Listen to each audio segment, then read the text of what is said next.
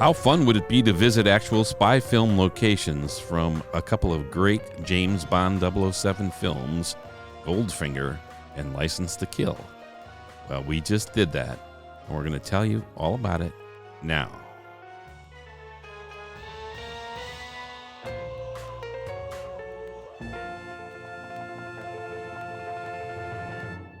Hi, this is Dan Silvestri. And Tom Pizzato. With SpyMovieNavigator.com, the worldwide community for spy movie fans. Spy movie podcasts, videos, discussions, and more. And in this podcast, we'll pick up the License to Kill portion as we did our Goldfinger and License to Kill movie film locations all together when we visited Miami and Key West. You could do the same when you visit Miami. You could drive down to Key West and see all the sights from both Goldfinger and Miami, and all License to Kill scenes in Key West and the Keys. All right, so we've completed the Miami part of our journey, and we're now going to switch films and locations and head down towards Key West, on our way down to Key West, where they filmed a lot of the movie License to Kill. In fact, License to Kill was one of the few movies they didn't shoot much at Pinewood at all. It was I don't know if they shot anything at Pinewood for that one. And also the cool thing is, on the Florida Keys on your way, it's somewhere between a 3 and 5 hour drive from Miami. It depends on if there's an auction going on. Yeah, there was on the main there was road. A nautical flea market when we were driving there, and it took us 7 hours or something.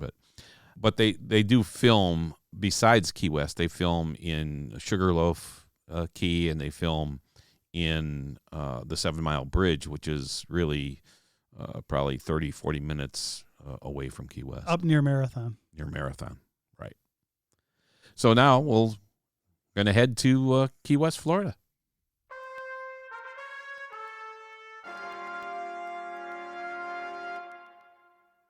We're on a mission today in Florida, in the Keys, because we're trying to find locations from the movie License to Kill. License to Kill was the first Ian Productions film where the title wasn't taken from an Ian Fleming work. It was going to be called License Revoked, but powers that be thought that not many people would understand the word revoked at that time, and this is 1989 when the film came out. So the title was changed to License to Kill. What Ian did well is take pieces of Fleming's works and characters and move them around in their screenplays and for their movies. Here in this movie, Milton Kress is taken from the Fleming short story The Hildenbrand Rarity that was written in 1960. We actually saw that in person, the original manuscript, down at the Lilly Library at the Indiana University. Very cool. We saw 11 original Ian Fleming manuscripts with his handwritten corrections and so on. That was one of them. And that was published in the For Your Eyes Only collection. The Hildenbrand Rarity is a rare fish, by the way. And here Kress is inserted into License to Kill as a main character. It was simply brilliant by Ian and their screenwriters.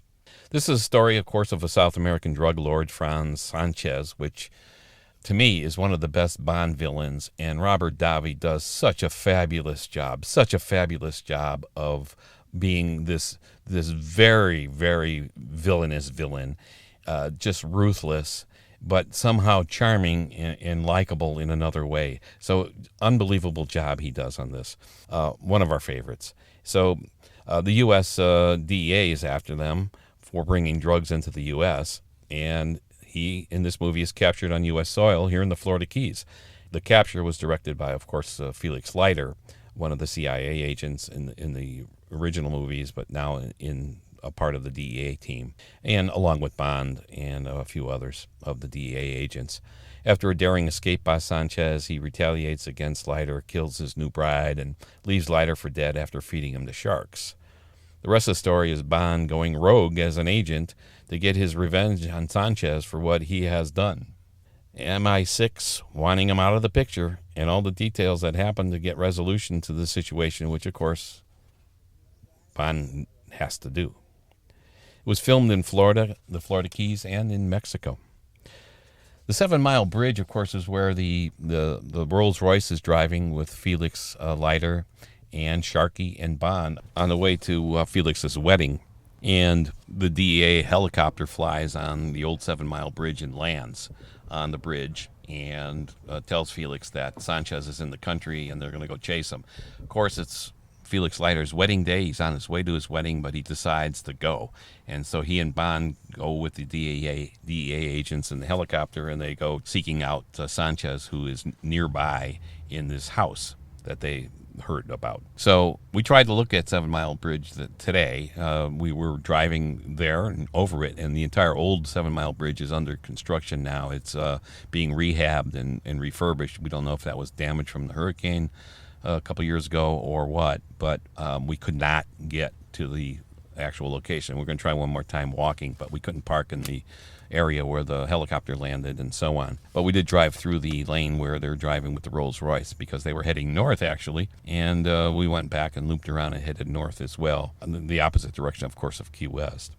So anyway, we tried to go there. So next we went to Sugarloaf Key, and that's where we are right now. We're at the airport where Sanchez lands his jet, and we talked to the guy Will now, who runs Skydive Key West right here, and he let us walk out onto the runway and do all kinds of cool things here, take video and pictures of the runway where Sanchez's jet lands and where he escapes in the Cessna 172. All very cool. And of course, in the same area right around the corner from here is the house where Lupe gets caught by Sanchez, and Sanchez is with his henchmen Braun and Dario, which is another great character, and played very, very well by Benicio del Toro. Unbelievable. And so we got to see the outside of that house, and we got some video there too as well. And we got to see the field where the helicopter lands and Bond is waiting. And actually, when Sanchez and his guys realize the DEA helicopters here, they run down the stairs of the house and try to escape. But right before that, that's to show how evil this Sanchez is. He catches the lover in bed with his girlfriend Lupe, and his henchman Dario is there with a knife, and they yank him out of the bed, and Braun and Dario are holding him, and Sanchez looks at Lupe and says, "Did he promise you his heart?" And then he looks at Dario, who's got the knife on him, and says, "Give her his heart." And they take him outside. So that was pretty indicative of how evil this guy can be. Very, very cool, but great location there as well. So the field where all this took place, that the helicopter landed, the gunshot starts firing after they try to escape. The Jeep comes down one road and Sanchez leaps out. We saw that very spot where he leaps out. We saw the field where the helicopter landed and when the gunfight starts taking place and the bullet holes are going into the helicopter, into the barrels of oil that Bond is hiding behind and so on, and the houses in the background and the stilts. We're there, right there in the field, right standing there where the houses are. Very, very neat place to be. Another great scene location for this. So it's really exciting. You're sitting there where Sanchez lands that plane, and you're there, and you can see him coming down where the runway is, and you can actually walk in that runway. And then simultaneously, they're showing the Sharkey and James Bond and Leiter in the Rolls Royce driving on the 7 Mile Bridge. Yeah. And then they end up cutting back over to the Sugarloaf Airport, and you see the house that Sanchez goes to. That was one of the best for me. That scene in the house thing was fabulous, and there we were standing in front of the house. I mean, it was a beautiful day, the sun shining on it. It was gorgeous. You see the steps where Sanchez goes up. You see the whole thing, and you just know this is like one of the neatest spots in the whole film. Well, and the cool thing too was it was like all right next to each other. Yes. It was like a 2-minute walk. Yes. From the end of the runway, right, to where that house was. Now, the house was private, so we couldn't go in there. No, we couldn't go in the house. Or you didn't really want to step on their property. We didn't ask. We might have taken a picture or two, but we didn't step on the property. But it was literally a 2-minute walk from the end of the runway. And in between those two things is the field where the helicopter lands. Yes, that was cool. And they have that whole fight scene there off the helicopter. And it's all right there in this really compact area. Very small spot. But it's really neat that the houses are still in the background with the stilts and everything else, like we said in the clip. But it's just so much fun. And then the road where Sanchez leaps off the Jeep and everything, it's all there within, like Tom said, a couple of minute walk, and just a fun spot to go. Again, you got to be careful because there's a sign that says private drive or whatever. So you got to go into the airport part. Then you can walk around. Well, at least that's what we did, and we didn't get in trouble for it. Yeah, right.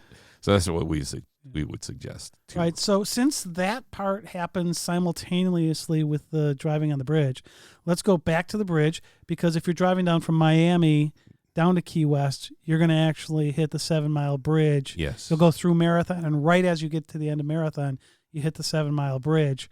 Interestingly enough, when they show it in the movie, the car is heading north. Yes, opposite. They're heading the wrong way. Yeah. They're heading back from Key West Yeah. to Marathon or to Miami. Although, unless you know what you're looking at, you don't know if they're going north or south. Yeah, but they did that because that's kind of where the old 7 Mile Bridge and the new 7 Mile Bridge kind of come together, and they needed to land on the old 7 Mile Bridge, which really isn't in use now.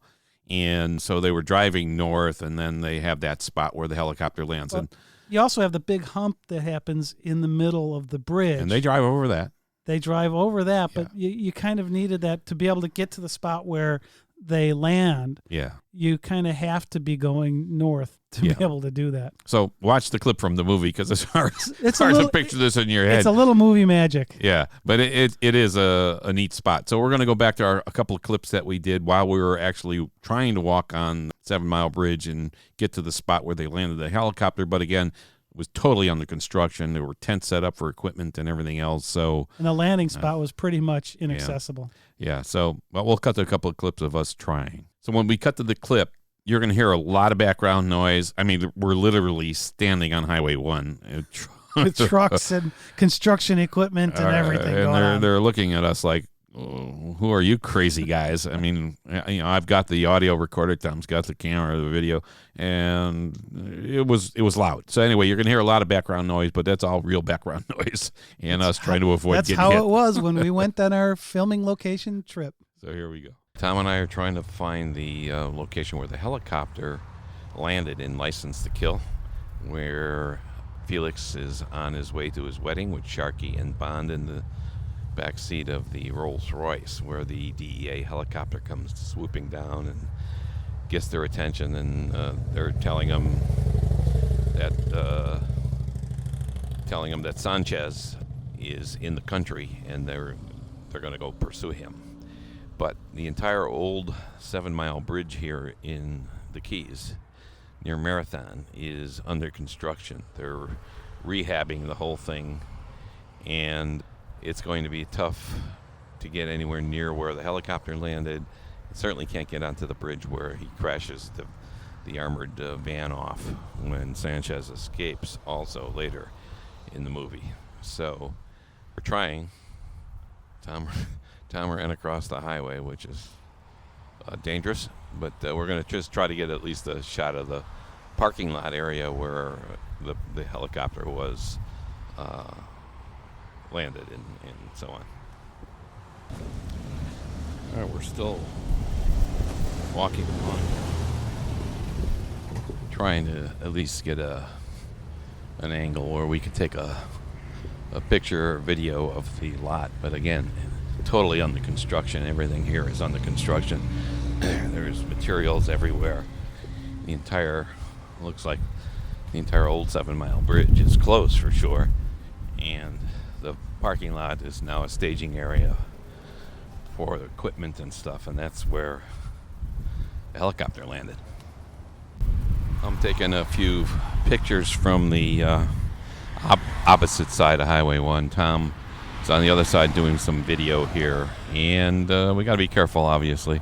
The whole thing's under construction, and it's off limits, basically, at this point. So we did drive on Highway 1 northbound through the lanes where the Rolls-Royce was driving, and this is the point, the juncture point between old 7 Mile Bridge and the new 7 Mile Bridge, where the helicopter landed and the Rolls-Royce stopped to talk to the DEA agents and the helicopter.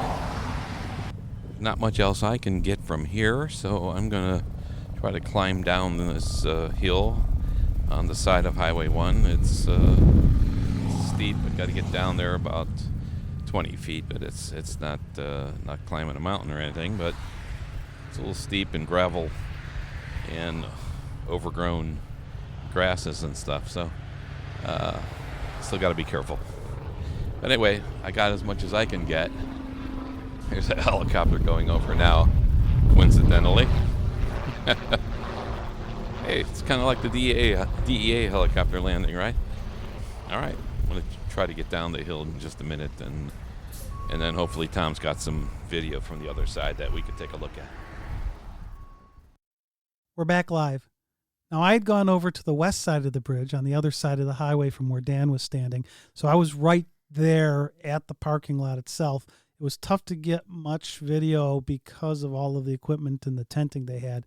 But you could kind of see a little bit of open space where the helicopter kind of landed in that spot. And then you could look down the old bridge, which was under some major construction when we were there. The other interesting thing about that spot, so this was filmed in 1989. In 1994, Arnold Schwarzenegger did a movie called True Lies, and they landed a Harrier jet on that same spot.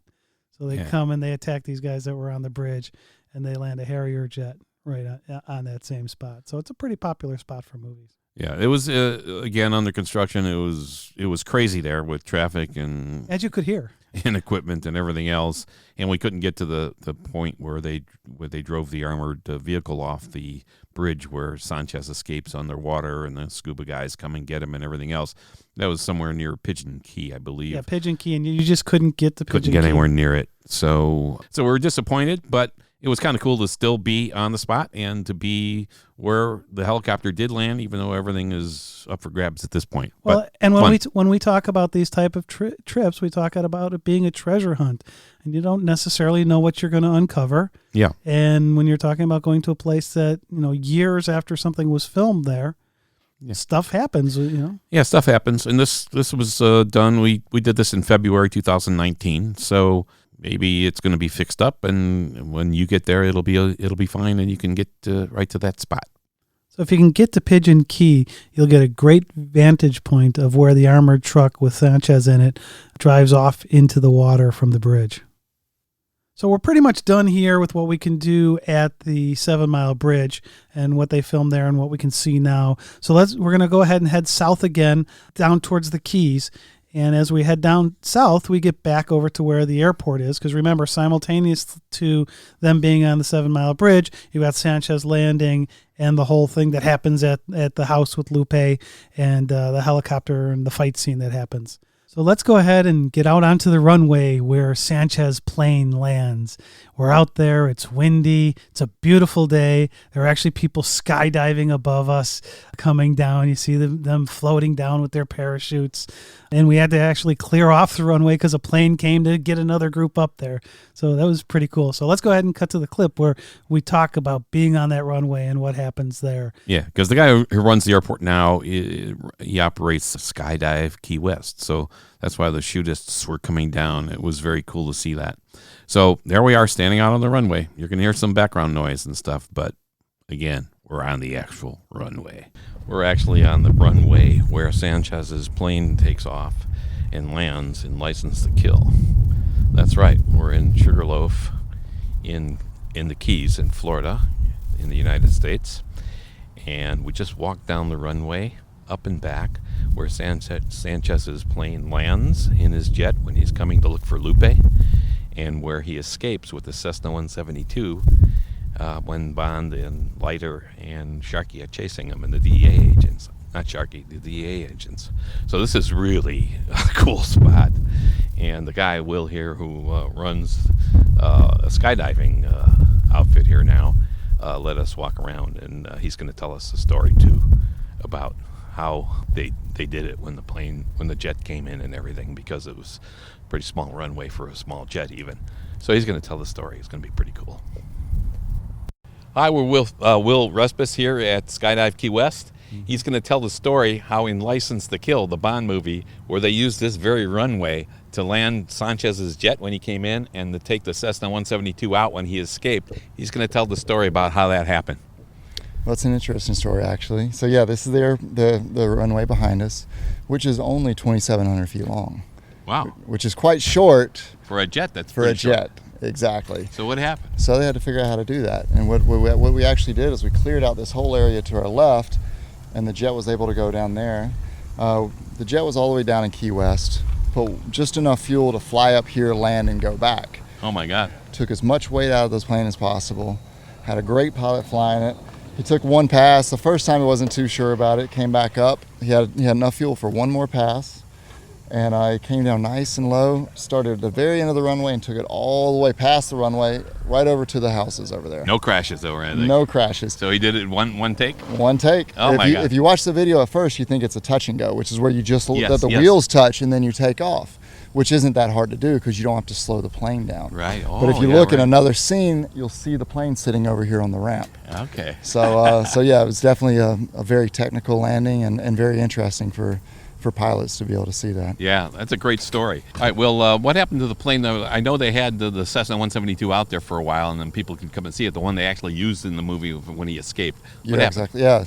Well, the owner of that plane, his name was Fantasy Dan. Okay. Dan Haggerty, better Dan call him Haggerty, Fantasy. right, Yeah. He sold the plane. So, it was there for many years, but eventually he was sold the plane. I'm not sure who the owner is at this point, but it's no longer down here in the Keys. Okay. Well, thanks. Right. They appreciate that. Hey, Will, tell people how they can get a hold of you and how they could skydive with you here. Well, we're at the same airport that you see in the movie, Sugarloaf. Sugarloaf Airport, just north of Key West, and you can get a hold of us. You can go to skydivekeywest.com, and all our information is there. Great. All Thanks, right. Will. We appreciate it. Yeah. Great. So Will was just talking about the plane and how it used to be out by the road. And we want to make sure we highlighted that because some of the guidebooks and travel sites about Bond locations talk about look for that plane on the side of the road. Well, it's not there anymore. No. So you really want to make sure that when you get over on Highway 1 and you get just by the Sugarloaf Lodge, that's right where this turnoff is. Yeah, you're going to look for the signs that say Skydive Key West. The plane used to be owned by Dan Haggerty, who used to run the airport there. He actually sold it recently to the Ian Fleming Foundation. They own a lot of the Bond vehicles, and are continuing to purchase Bond vehicles. As a matter of fact, right now, they're looking for the white Rolls-Royce and the 1989 Lincoln Mark 7. So if you know where those things are, let them know, the Ian Fleming Foundation. But anyway, they own the Cessna now as well. Of course, after the airport scenario, when Sanchez leaves in the Cessna 172 and escapes, he is thinking he's gone. He got away from the DEA agents and Bond. And that's when they jump up into the helicopter and take off again. And the Bond lowers himself down on the cable and wraps the cable around the plane, and they capture that plane. And I'd never seen fishing for a plane before. yeah. It was a great scene, and Bond was very athletic. Timothy Dalton wanted to do some of that stuff himself. Now, of course, the plane was about 10 feet off the ground on scaffolding or something, but nonetheless, he's still doing it. But it doesn't look like that way because of the movie magic. Yeah, and it's great. It's a great scene, and they capture the plane, and you've seen the plane at the airport. You see them capturing the plane in the helicopter, and you're going to see the plane again as it's leaning up against the building at the Coast Guard station when they're interrogating Sanchez. So that's where they're going right now. But in the meantime, Felix and Bond are going to parachute out of the helicopter to Felix's wedding. Yeah, he has a wedding to get to. His own. This whole thing was supposed to be going on, and then the wedding was supposed to be going on, and then this happened with the DEA agent stopping him with the helicopter on 7 Mile Bridge, and it's like, oh, we got to go get Sanchez. So he's a little late for his wedding. So they jump out of the helicopter. Now they make it look like it's 2 miles away, but it's a little further. And they're parachuting down to the very front of the church. And Tom and I went to the church. We stood in the area where they landed. We looked up. It's a very tight area now. There's street signs and there's lampposts and more trees and stuff like that. And there's electrical wires or phone lines or electrical, something. Yeah, hanging up there. wires. It's called St. Mary's Star of the Sea Church. It's now a basilica. It's a beautiful church. The outside looks exactly like it did in the movie, the building itself. And you see, we stood right where they landed. We stood right where the parachutes were. We stood right where they were walking into the church. And it's really a tiny area. It's a small spot, but it's a beautiful scene. We actually went into the church. We got there on a Sunday, and we waited for the mass to end and the people to go away and stuff like that, so we could do some filming there. If you're on the website, you'll see some clips.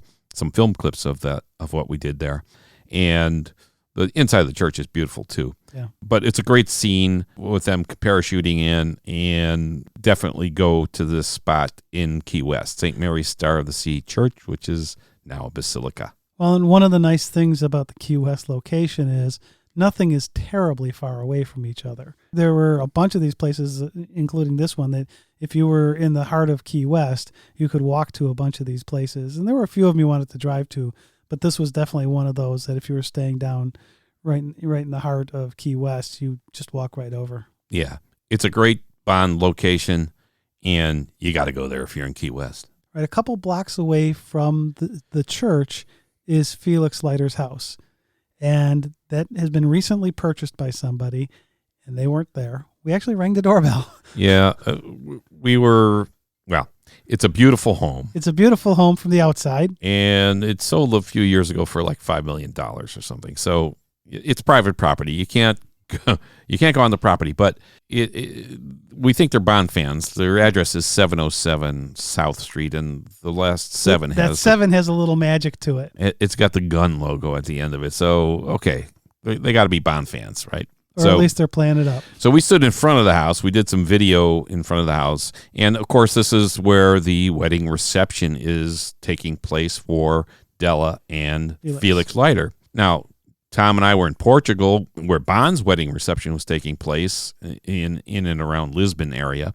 And now here we are again at another spot where another wedding is taking place. And there are not very many weddings in spy movies. No. So it was kind of neat to be there. And it's, like I said, a beautiful home. So we stood in front of it. We did some video there. Now, this of course, appears a couple of times in the movie, The House. It's for the wedding reception. And that's where Della and Felix give Bond the lighter, which becomes important at the end of the movie, as you know.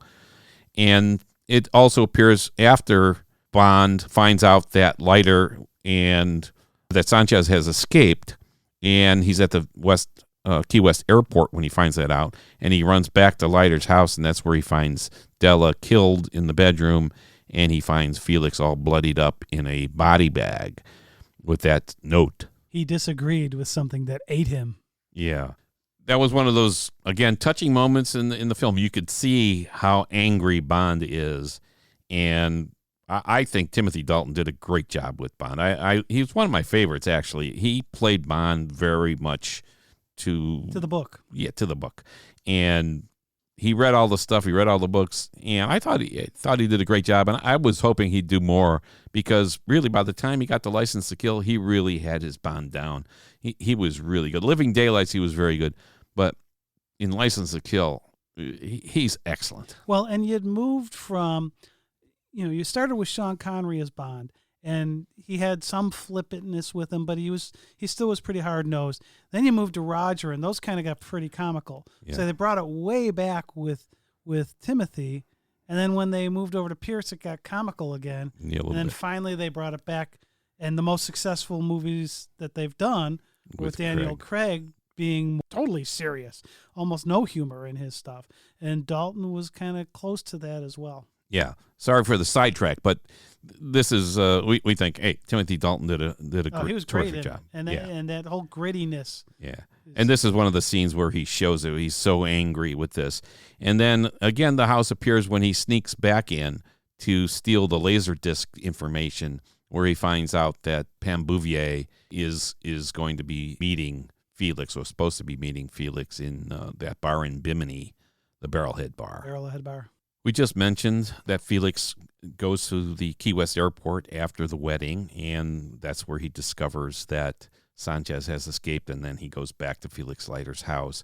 So we got one small clip from the airport, and we went out there to take a look at where that might be. Of course, the whole airport's completely different than it was then. But we went there and went inside, and we kind of had to be low-key because we're taking pictures and video at an airport, which generally is not a good idea these days. So yeah, really. It was a little daunting as you're sitting there trying to not let the security guard see what you were doing. Yeah. So here's one short clip from there, and we'll go to it now. We're in the airport now, and we found where we could park the car, and he walks in the doors. course, at the time, it was Pan Am counter he was walking up to. Everything's been redone, of course, in the airport, so it's not going to look like it did in the movie. But Pan Am became Continental Airlines, and then United and Continental merged, and now it's a United counter. So we think the United counter that we're looking at here is about where Bond was standing when he discovers that Sanchez had escaped, when all the police sirens are going and everything, and he asks, and he dashes out of the airport to get back to Felix Leiter's house. All right, we're heading down to the Conch Republic Seafood Company. That's the place in real life was Fish House number 4. And so they used this kind of warehouse for the scenes where Sharkey and Bond sneak in to find out what's going on at the Wavecrest Research Lab, which is what this was in the movie, and where all the fish tanks were, where Bond sneaks in and finds the drugs hidden in the maggot drawer and all that kind of stuff. It's also where eventually Felix Leiter gets fed to the sharks by Sanchez and Dario and his guys, and where eventually Killefer fed to the sharks. It's a place where people go and get fed to sharks. Yeah, seems like it, right? And so we're going to cut to a couple of live clips of us walking down there. Now, in the clips, I say Conch. Yeah, you get that Republic. wrong, Dan. Yeah.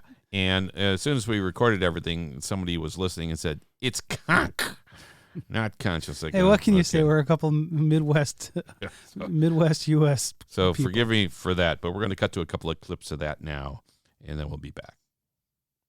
We're continuing our search for License to Kill locations here in Key West.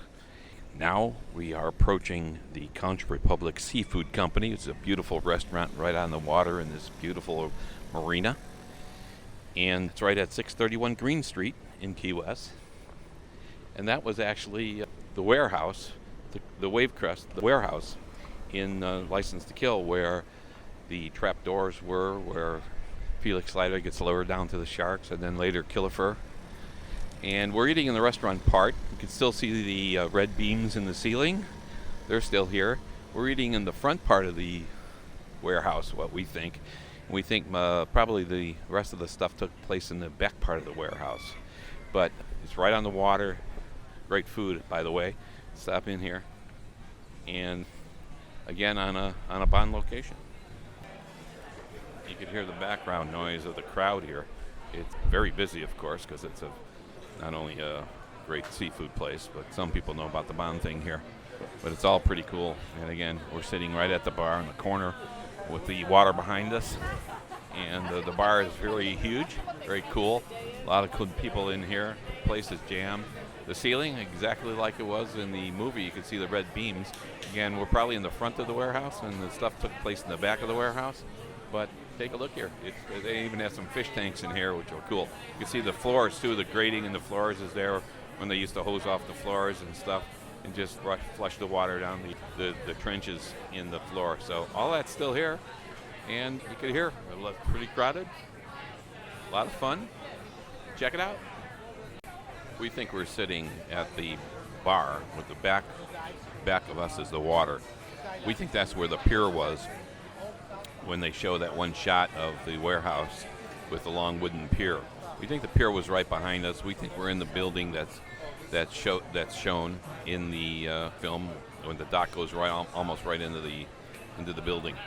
So pretty cool.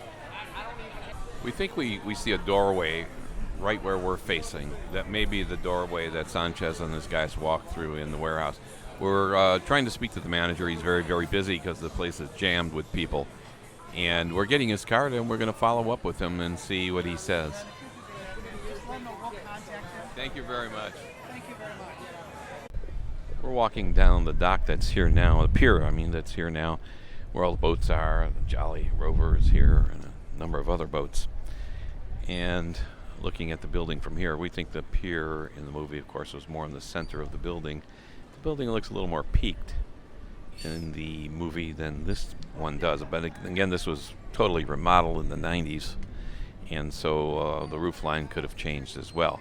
The interior beams all look the same and look like they're the original metal beams. They're painted kind of an orangish red, and so this could be where they pulled in with where the dock is, where the pier is, and This could be the very building that they did the feeding of the sharks, feeding the sharks with Felix and Kilifer.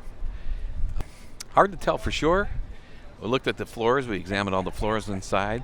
They still have, like I said, the grates in there where they would just hose down the floors and push the water into the grates, trenches like. But we saw no trapdoor area, no room where there would have been a trapdoor. Again, that could have been filmed somewhere else as well, but it looks like the original floor. They just filled in the grates with concrete right now and stuff like that. So we're not positive, but this looks like this could have been the room. You know, on that inside, we did do some checking afterwards, and that door that you're looking at where there's the stairs, I mean, that's really the place where they come out that door, they go down the stairs, they're going to feed them to the sharks there. I mean, so where the restaurant part really is that part of the movie. It just looks very different now because it's a restaurant. Yeah, that's where they had all the fish tanks set up, Yeah. and that's where Robert Davi as Sanchez and his goons, Dario, are walking down the stairs, and then they moved to their left, and that's where they were feeding Lighter and eventually Kilifer to the sharks. Again, we couldn't find any trap door in the floor there or anything. But, there's no trap door there now. But it was definitely the building. We did more research while we were down there. We talked to a lot of people who worked in the restaurant and stuff. That was definitely the building. And as you look at that back wall where that door is and the stairway, you can kind of see some outlines of stuff that's been moved. Yeah. And you can kind of go, okay, yeah, that's that. It's kind of like when we're in Italy in Sardinia, and we had that one balcony was removed, right? And you could barely tell it was there. It's the same type of thing when you're looking at these locations years later. Yes. Maybe there's a little tell there for you. Yeah.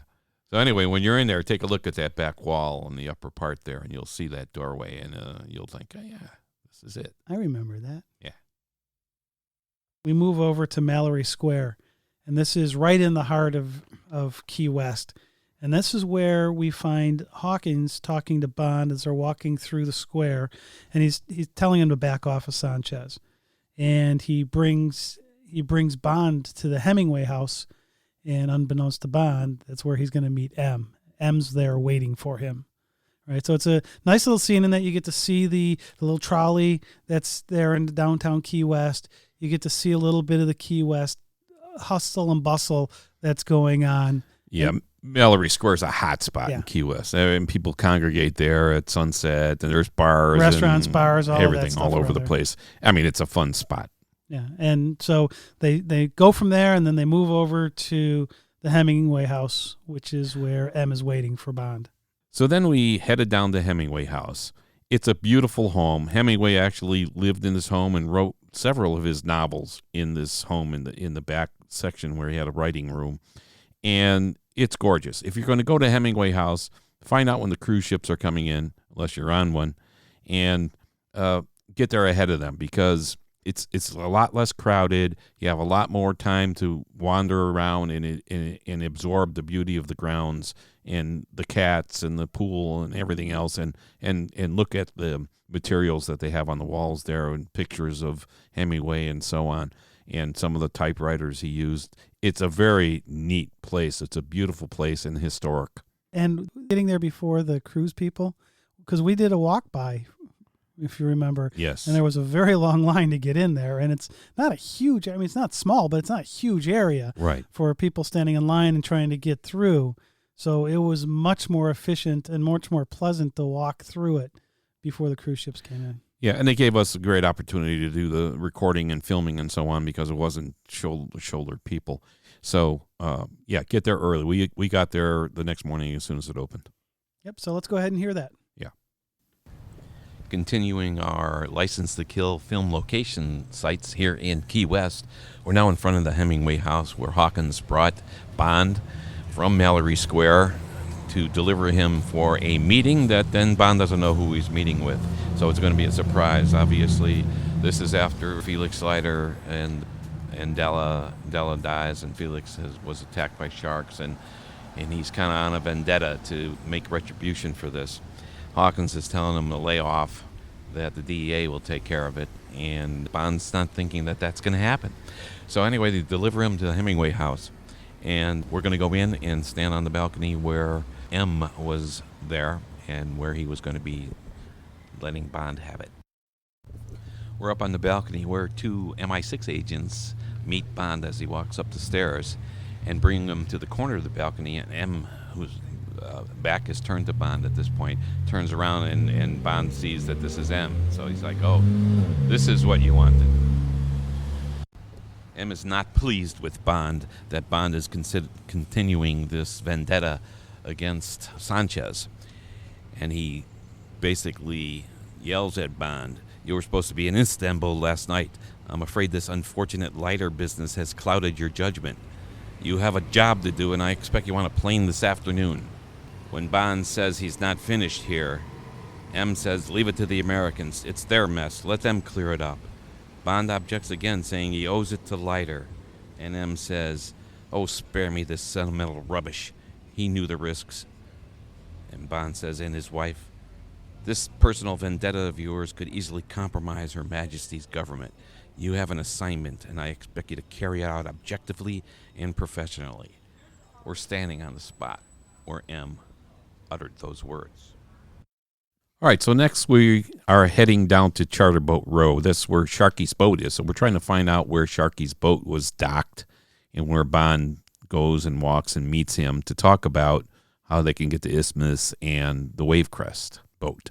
Yeah, and when you're there, if you go there, talk to some of the boat guys, because the boat owners are there. Some of those people were around when they shot this. Yeah. You can talk to them and get some interesting insight. Because we did, and we'll have a few clips of that. So we're going to cut to some clips now of us looking for Charter Boat Row. Dow and I are in the car in Key West, still seeking out locations for License to Kill. We're heading now to the charter fishing boat docks in Garrison Bight, and that's where Bond meets Sharky to talk to him about how they can get to the Wavecrest.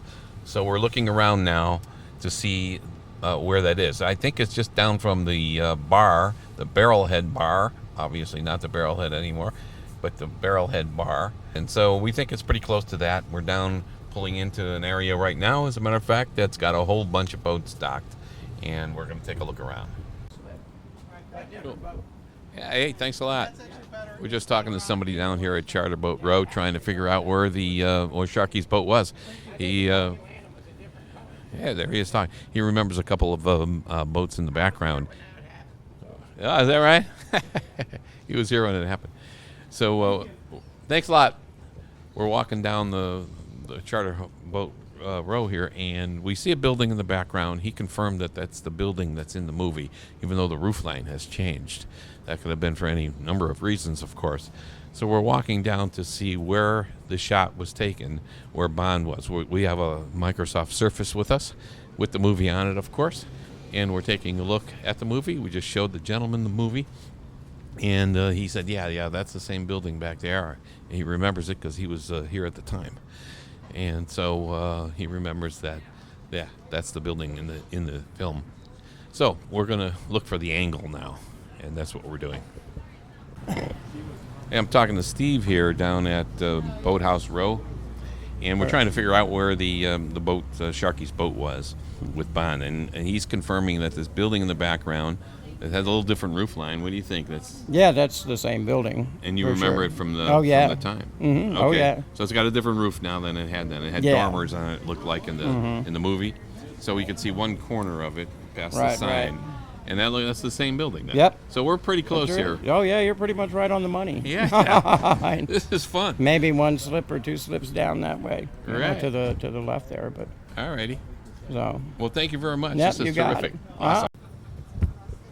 Based on our talking to folks here and based on just talking to another fella now, he said that, the roof of the building was changed, probably due to Hurricane Wilma.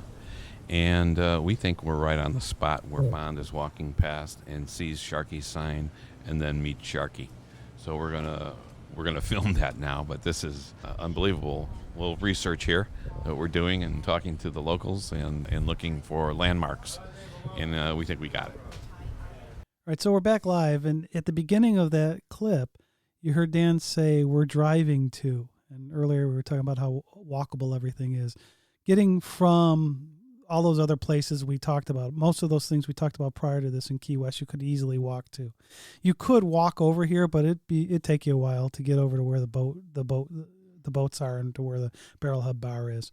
So, Yeah, that'd be a few miles, I think. Yeah, so that part driving to makes a lot of sense. But there was plenty of parking. There was a parking lot there and everything, so it wasn't bad. Yeah. Sometimes parking in Key West is rough. Yeah, and then when you get to that part and you get into the parking lot, just pay attention to where you are, because there are some that are labeled for trailers only if you're in a car. But if you get down the Charter Boat Road now, it's going to look completely different, well, a lot different than it did in the movie. There's an overhead walkway now that was they've not covered up that walkway now. Yeah, they covered up with just a roof line and posts and stuff. I mean, it's still open, but they have a roof line on it now. That wasn't there when they filmed it and so on. But everything else looks the same. There's several rows of boats and so on. And like Tom said, talk to the locals there, and they'll kind of guide you. We think it was right around Slip 8, like we said, where Sharky's boat was. So that was a real treasure hunt, because we really had no idea where it was. We looked for background information, an anchor building. Yeah, we knew where the row house was, the boat row was supposed to be. Yeah. But we didn't know exactly where in there we were supposed to be. Because there's probably 100 boats on those something like in that, the slips there. I mean, there's a lot of slips. And so talking to the locals, getting that building as the anchor background from the film and looking at it and verifying that was the same building in the film really helped us find the spot. And you also had, there's a road that goes off to the right from the left-hand side, and it kind of crosses across, and that's another vantage point you can use to kind of identify where you are. Yeah. So when you're in Key West, you got to head down to Charter Boat Row, and right near there is the Bimini Bar, the one that was supposed to be in Bimini, called the Barrelhead Bar, and we're going there next. We're trying to find the Barrelhead Bar, and we're in Key West. This is Dan from Spy Movie Navigator in town. We're walking around Bite Marina here, which is where the Barrelhead Bar was supposed to be. Of course, it was supposed to be in Bimini in the movie, as you recall, but it's actually filmed in Key West. After Bond discovers Della dead at the Felix's house, and Felix almost dead from shark bites, from the shark attack that Sanchez's men put him through, he finds the note on his body that says he disagreed with something that ate him. He later finds this laser disc that Felix was using earlier and had hid behind a photo of Della. And he looks at it, discovers that Felix was supposed to meet Pam Bouvier at the Barrelhead Bar in Bimini in the Bahamas after midnight. And so that's where Bond's going to head out. Now, Pam Bouvier's last name, Bouvier, in the movie was changed. It was going to be something else, but it was a nod to Jacqueline Kennedy, whose maiden name was Bouvier, and they wanted to do that. So we're walking around right now trying to see what this place looks like right now in February 2019. We're walking into the marina area now. There's a Thai Island restaurant. It looks like that's the restaurant that's above what might have been the Barrelhead Bar, and we're going to go take a closer look. Right, actually, we're standing right here. And the Thai Island restaurant sushi bar is upstairs above what was the Barrelhead Bar in License to Kill. You can see the Garrison Bite Marina building with the blue and white stripes in the background, and the dock that Bond pulls the boat up along next to, gets out of the boat, and we can see the door that he walks into, and so on. So we're looking right at it right now. So again, kind of neat to be at a site where Bond actually was, and they were filming this, and it's a cool looking building, a little different obviously looking than the movie. They had a fake wall they put up for the movie in front of the bar, so it covered the windows and so on. Then when they blew the hole out, they could climb through there. There is a boat right where Bond docked his boat and told the guy to turn it around. And there's a boat there now, and some people are cleaning it up and so on. So we're going to take a look, and we're going to probably walk inside and see what the bar looks like.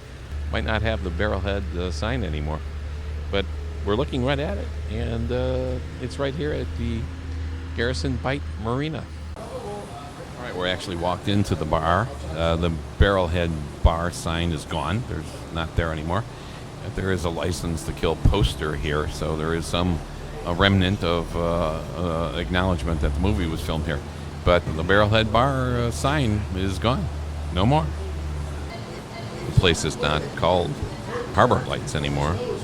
It's Thai Island Restaurant and Sushi Bar.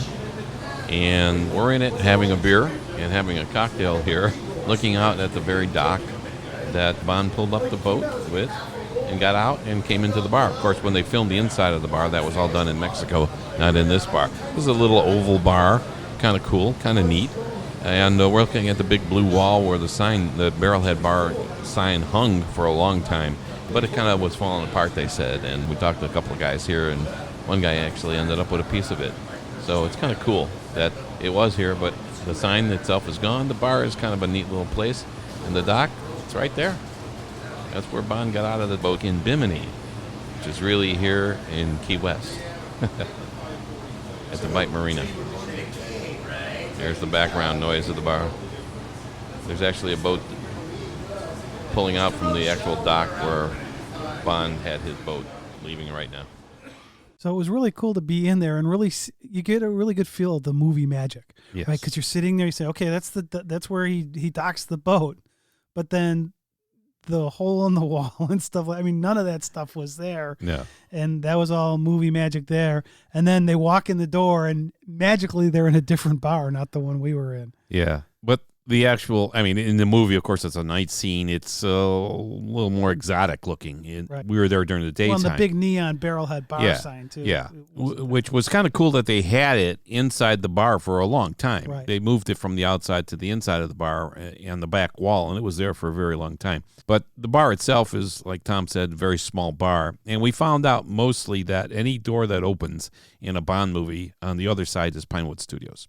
yeah, except for this movie, Yeah. a lot of it was the studios in Mexico. Yeah. So here they actually did the whole thing in Mexico and in a huge place in Mexico. And we haven't been to that location yet, but We'll get there. this little spot is a neat spot. You got to get to this spot because it's one of the critical little scenes in the movie where he meets Pam Bouvier, and when they're escaping, they get shot at through the hole in the wall and everything. It's an exciting little spot. Yeah, and we like going to spots that are bars. Yeah, Because we had a cocktail there. yeah, we had a drink there. And then afterwards we went out to Duval Street and we ended up at Sloppy Joe's. Yeah, Sloppy Joe's, where they said the cast and crew had a party there one time during the filming. I think when they were just finishing up, and when they walked in, and of course they knew they were coming. The band that was playing there played the Bond theme song. And Yeah, they've got live music in there every night. It's a cool bar. It's a fun bar. Hemingway hung out there, so that was kind of nice. Yeah, so we were able to actually wrap our trip Yeah, really with ending it at that bar, which was kind of fun. yeah, very much fun. So we're going to cut to a couple of clips now from us heading to the Coast Guard station. And you'll remember the Coast Guard station. That's where they first interrogated Sanchez once they caught him. You'll also see the plane, the Cessna 172, leaning up against the wall there after they caught him and they lowered the plane down. You remember? I love that. That's a great little touch. The plane leaning against the wall. A lot of people missed that, and we pointed it out to a few people and go, I've never actually noticed that in there. So that's there.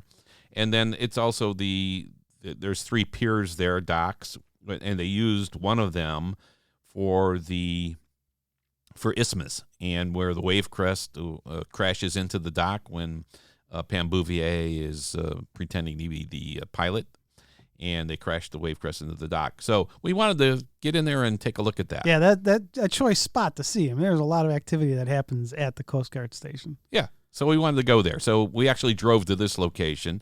And yeah, it's not something you want to walk from town. Even though we're saying we walk to, you'll understand the walking to a little bit later. Yeah. So we actually drove into the Coast Guard station, and we'll cut to a couple clips as to what happened to Tom and Dan after we did that. Here we go. All right, Tom and I are walking now near the Hyatt-centric resort. We're approaching, trying to get to the Coast Guard station where the 3 docks are, the 3 piers. One they used as Isthmus, where the wave crest actually crashes into the pier, and the other, the Coast Guard station, was where they interrogated Sanchez. So Tom and I, we drove right into the Coast Guard station boldly, and they boldly turned us around. told us, get out. So anyway, we're walking now along the piers here at the Key West Bar Pilots and A&B Lobster House and the Galleon Resort. We're going to walk along the pier past a lot of bars, which will be tempting. And then we're going to take some long shots of the piers from our end of the water across, since we're not going to get in there. So here we go. We're still walking. Again, beautiful out here. It's a nice walk. 80 degrees and sunny, little windy. Beautiful boats all around us. Marina bars are all to our left as we're walking here. People ordering and enjoying wonderful drinks while we're working here.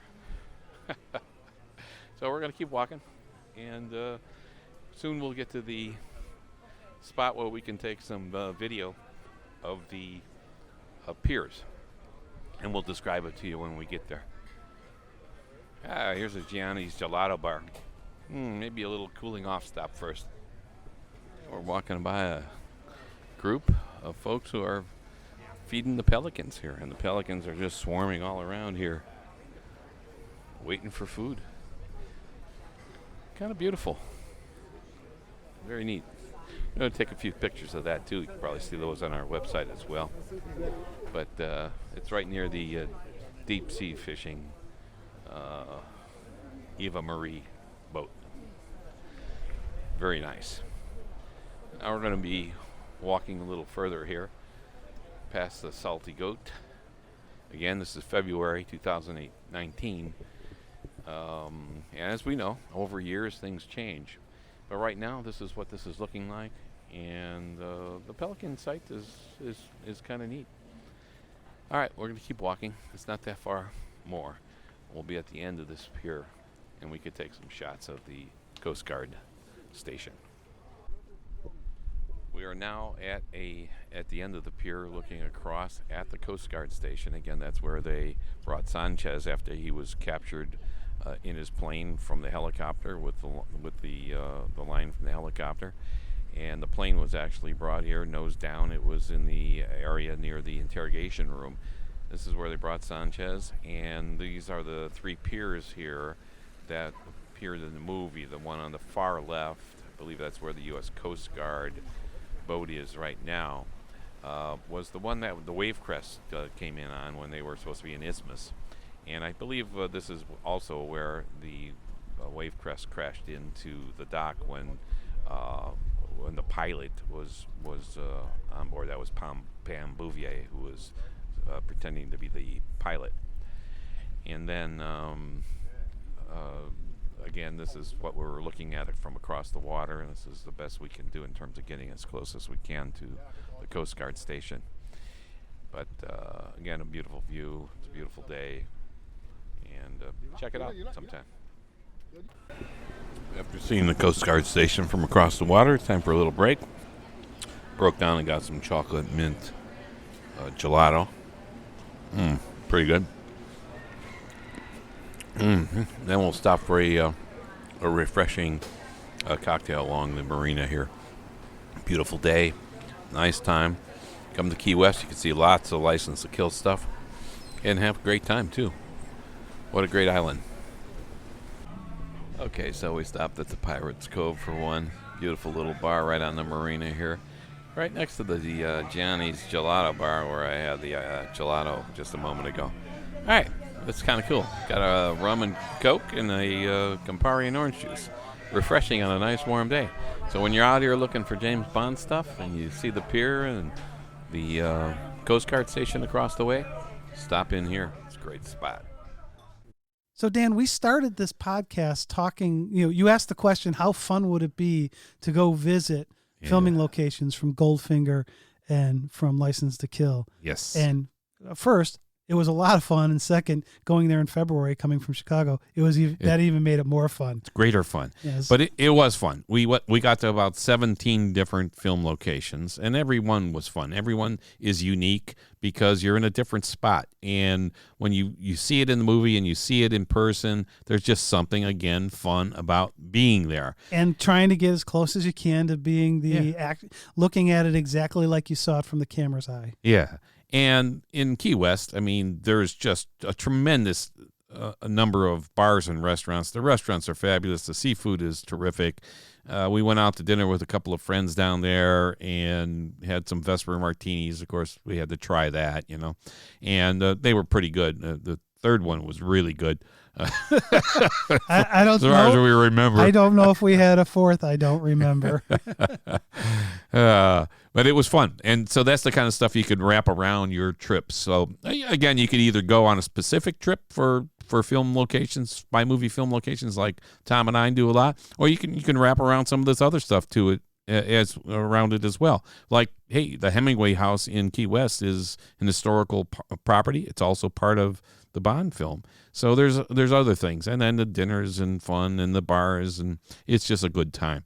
So there's lots of ways to have a good time while you're out there searching for spy film locations. Yeah, it was a tiring trip, but we had the ample opportunity to have a lot of fun. Yeah, and you can look on our website for a lot of the video. We took a lot of video of this entire trip as well, and most of the scenes and places that we visited too. So check that out too at spymovienavigator.com, and join us with the fun too, and send us your pictures and your videos because we're looking forward to that. And so we'd like to thank you for listening, and hope you listen to the next one. This is Tom Pizzato. And Dan Silvestri from spymovienavigator.com, the worldwide community of spy movie fans. Spy movie podcasts, videos, discussions, and more.